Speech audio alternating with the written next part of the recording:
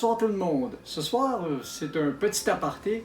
Vous avez vu depuis quelques mois de nombreuses vidéos sur la propriété à partir du printemps, même de quand la neige s'en va et que je constate les dégâts causés par l'hiver, jusqu'à hier, où j'ai fait un petit peu d'émondage sur mes arbres et que j'ai planté beaucoup de choses. Et cette passion de la nature et des plantes ne vient pas d'aujourd'hui. Du plus loin que je peux me rappeler, même quand j'étais jeune, j'entretenais pas mal le potager chez les parents. Les fleurs, ben là, c'était ma mère. Puis à partir du moment où j'ai eu mon premier appartement, j'ai commencé à avoir des plantes dans l'appartement. J'ai réussi ça assez bien, mais à un moment donné, j'ai mis la main. Regardez les bouquins que j'ai ici. C'est une encyclopédie. J'ai mis la main là-dessus. C'est le timeline d'horticulture. Voyez-vous, on a les plantes à bulbes, on a les cactus, on a les légumineuses et les légumes et les arbres fruitiers. Ça, c'est commode pour le potager. Cette série était plutôt dédiée à l'Europe. Voyez-vous, les pelouses et les plantes couvre-sol, les roses. Mais les roses, je n'en ai pas beaucoup sur la propriété. J'ai juste des petits rosiers rugosa qui sont extrêmement rustiques et qui ne me demandent aucun entretien, à part faire le ménage dedans le printemps. Et puis, la taille des arbres, et même il y a une vignette que je vous ai montrée sur la vidéo, dans la vidéo d'émondage, qui vient de ce bouquin-là. Et ce qui est le fun de ce bouquin-là, parce qu'aujourd'hui, c'est plus facile, on fait les recherches sur Internet, et soyez-en certains, souvent je vais chercher beaucoup sur Internet, et même ces bouquins-là me servent encore, parce que quand je ne trouve pas, souvent avant de fouiller sur Internet, je vais chercher dans les bouquins les arbres et les feuilles et ce que j'ai besoin, parce que ça arrive des fois que je travaille ou je conseille des amis aussi. Et j'ai les vignettes avec les zones de culture, pour les arbres, les tailles que ça devient. Quand je parlais justement des arbres, justement de l'installer sur les propriétés à une place où on n'aura pas à déranger l'arbre. J'ai dans ces vignettes-là toutes les informations quant à la taille que va avoir l'arbre et les soins que ça lui prend.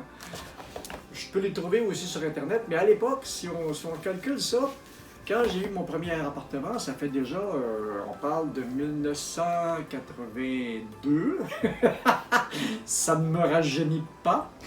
Et que j'ai commencé à avoir des plantes, et j'essaierai de mettre sur la vidéo une photo où j'ai beaucoup de plantes dans l'appartement de toutes les sortes, là. Parce que un de mes appartements que j'ai eu, j'avais une grande fenêtre de 8 pieds sur 4 pieds, plein ouest. Il y avait de l'éclairage là-dedans, il y avait à peu près ça de profond devant la vitrine. C'était dans le salon justement, où il y avait des tonnes et des tonnes et des tonnes de plantes. Vois-tu, pour les arbres, les tailles et les greffes, faudrait que je regarde aussi les équipements que ça nous prend, les plantes annuelles. Les plantes annuelles, je n'en ai pas beaucoup. Il y a même sur les orchidées, les plantes d'appartement à fleurs. C'est immense. C'est certain qu'aujourd'hui, on se sert de moins en moins de ces bouquins-là. Mais ces bouquins-là, dans les années 80, m'ont beaucoup aidé à devenir un bon jardinier. J'ai réussi ça assez bien avec les plantes avant. Et à partir de quand j'ai mis la main sur cette encyclopédie-là et que j'ai commencé vraiment à la consulter, et ça va servir aussi à conseiller des amis, mes plantes d'appartement et toutes mes plantes sont devenues vraiment comme de la mauvaise herbe, parce que avec les bouquins, j'ai pu découvrir quels étaient les temps de végétation, les temps de floraison, les temps fallait que j'y touche, les temps fallait que je les laisse tranquilles. Puis surtout au Canada, comme toutes les plantes d'appartement au Canada, notre problème, c'est que si on les tient en éclairage naturel, à partir du mois d'octobre jusqu'au mois de décembre, la lumière va en descendant, puis au mois de décembre, il n'y a pas très longtemps de soleil à nos latitudes. Et puis les plantes recommencent leur végétation autour du mois de mars, quand on commence à avoir plus long d'éclairage. Alors, c'était de ça que je voulais vous parler. Et puis aujourd'hui, comme ma dernière, comme sur la propriété, ça fait quand même 13 ans que je suis ici et que je fais des aménagements. Et mes premiers aménagements sont assez brouillons. Ils sont encore là, ils ont été améliorés, ils ont été retravaillés. Et mes derniers aménagements, je vous le montrerai dans la vidéo, qui sont vraiment les aménagements de la façade de la maison. parce que j'ai enlevé, j'avais 2 affreux cèdres qui avaient été posés là, je ne sais pas trop pourquoi, parce que les gens qui ont posé ces cèdres-là, je comprends pas, pourtant ils devaient bien savoir que ces arbres-là, ça vient à 30 pieds de, ça vient 30 pieds de haut, puis ça vient immense, puis en avant de la maison, j'ai ça de large. Je comprends pas. Donc ces cèdres-là étaient un problème quand j'ai eu la maison, maintenant ils étaient presque adultes, ça commençait à causer beaucoup d'autres problèmes, y compris de visibilité quand je sortais de mon entrée, quand je sortais de mon entrée. Et puis, les voisins même s'en plaignaient aussi. Alors, puis, il fallait que je ne pouvais plus les tailler, là. Et puis, j'ai tout enlevé ça. Et j'ai fait un bel aménagement. Et cet aménagement-là que j'ai fait avec tout ce que j'ai appris dans les 13 dernières années, c'est vraiment l'aménagement le plus abouti. C'est vraiment l'aménagement le plus abouti. Je viens de le faire et il est déjà très beau. Et il est organisé pour tout avec des arbustes et des vivaces, parce que je ne travaille qu'avec des vivaces, et avec des vivaces qui sont le plus rustiques possible. Donc une fois qu'elles sont très bien installées, j'ai plus besoin de toucher à ça. J'ai même pas besoin d'arroser, j'ai pas besoin de mettre d'engrais, j'ai pas besoin un petit peu d'engrais sur certaines plantes qui sont un petit peu plus fragiles, mais c'est tout. Un petit peu comme sur les arbres que je vous ai montré, sur la dernière vidéo. Ce sont des arbres qui appartiennent à nos latitudes. Ce sont des feuillus qui appartiennent à nos latitudes, donc qui sont capables de supporter nos hivers, qui sont capables de supporter le verglas s'ils sont bien entretenus, de supporter le verglas et de supporter les vents, et il n'y a aucun problème, mais il faut qu'ils soient bien entretenus.